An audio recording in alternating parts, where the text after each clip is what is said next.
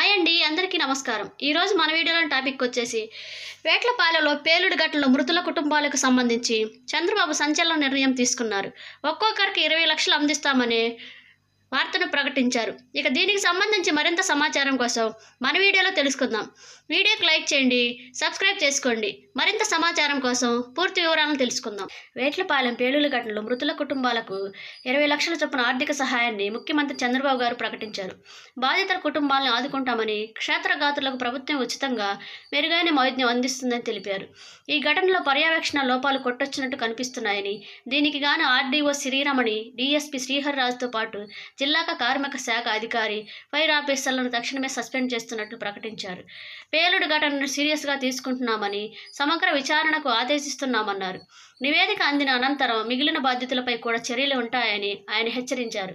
అంతకుముందు దీనిపై ఆయన డిప్యూటీ సీఎం పవన్ కళ్యాణ్తో చర్చించారు.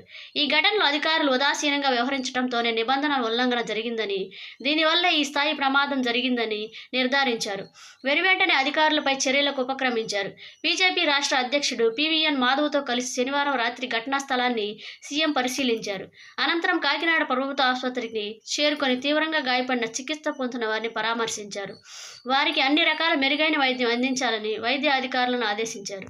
అనంతరం ప్రభుత్వ ఆసుపత్రి వద్ద చంద్రబాబు గారు మీడియాతో మాట్లాడారు. ఇటీవల కోనసీమ జిల్లాలోని కోమరిపాలెంలోని బాణసంచా కేంద్రంలో పేలుడు జరిగింది. దానిపై విచారణ జరిపించి బాణసంచా కేంద్రాల విషయంలో ఏం చర్యలు తీసుకోవాలో స్పష్టమైన మార్గదర్శకాలు జారీ చేశాం. కానీ అవి అమలు కాలేదు. కొంతమంది విచ్చలవిడిగా తనానికి అలవాటు పడ్డారు. ఇటువంటి వారందరిపైన క్రిమినల్ చర్యలతో పాటు ప్రాసిక్యూట్ చేసి జీవితాంతం జైలు శిక్ష పడేలా చర్యలు తీసుకుంటాం. వారి ఆస్తులు జప్తు చేసి బాధితుల కుటుంబాలకు అందజేస్తాం. ఇటువంటి సంఘటనలు పునరావృతం కాకుండా కఠిన చర్యలు తీసుకుంటాం. మృతుల క్షాత్రఘాతుల కుటుంబాల్లో చిన్నారులను చదివించే బాధ్యత ప్రభుత్వం తీసుకుంటుంది. ఇల్లు కట్టించి ఇస్తాం. అన్ని విధాల ప్రభుత్వం అండగా ఉంటుందని చంద్రబాబు గారు తెలిపారు. బాణసంచా కేంద్ర నిర్వాహకులు ఎక్కడున్నా పట్టుకొని తీరుతామని సీఎం స్పష్టం చేశారు. సంఘటన గల కారణాలు విచారణలో తేలితాయని తెలిపారు. వీరికి అనుమతులు ఎలా వచ్చాయన్న అంశాలు విచారణలో పరిశీలిస్తాం. ఇక బాణసంచా తయారీ కేంద్రాల వద్ద సీసీ కెమెరాలు పెట్టి వాటిని కంట్రోల్ రూమ్కు అనుసంధానం చేస్తాం. అనుమతులు లేకుండా ఎవరైనా బాణసంచా తయారు చేస్తే ఆస్తుల జప్తుతో పాటు క్రిమినల్ చర్యలు తీసుకుంటామని చంద్రబాబు గారు చెప్పారు. విజయనగరం జిల్లా పర్యటనలో ఉండగా చంద్రబాబు గారు సంఘటన గురించి తెలిసింది. మరుక్షణమే ఆయన నేరుగా సామర్లకోట చేరుకున్నారు. బుల్లెట్ ప్రూఫ్ కార్లతో ఉన్న ప్రత్యేక కాన్వాయ్లో సీఎం స్థాయి నాయకులు పర్యటిస్తున్నారు.